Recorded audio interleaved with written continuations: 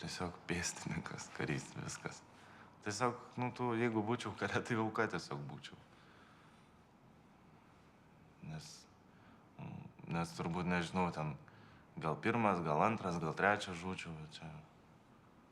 O gal ir gyvas likčiau, bet tie visi, kurie tą karą sukėlė, jie savo saugiai bunkeriuose sėdės. Tai...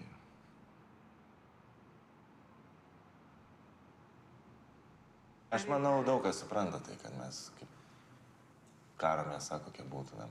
Aš manau, daug kas tai supranta. Mes čia gal vaidinam su tais ginklais, kai vaikai. Bet jau dabar jau tie 5-6 mėnesiai praėjo, jau pradedi suprasti, kad geriau karo nebūtų ir nereiktų panaudotų ginklų.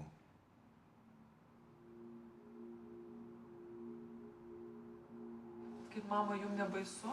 Man tai baisu, žinokit. Baisu tikrai. Stengiuosi politinių laidų nežiūrėti, nei per Rusiją. Jau išgirstu, tai išgirstu, bet stengiuosi negalvoti. O ko labiausiai bijot? Labiausiai tai turbūt bijau karą. Tai nenorėčiau, kaip čia pasakyti, neištverčiau turbūt, jeigu netekčiau vaiko. Būtų labai skaudu. Prašau.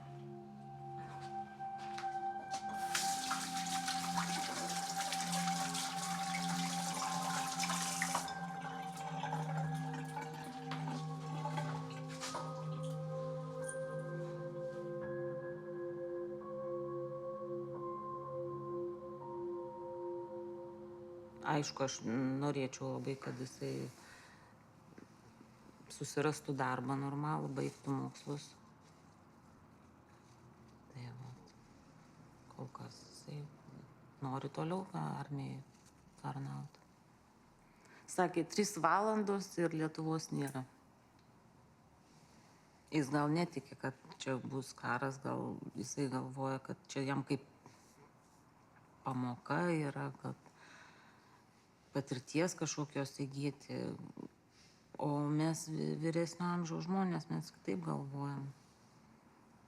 Bet jeigu reikės ginti, tai verta eiti. Manote, verta? Tai aišku. Jūs turit vieną sūnų? Vieną. Ką darysi? Aš tikiu, kad bus viskas gerai. Ne,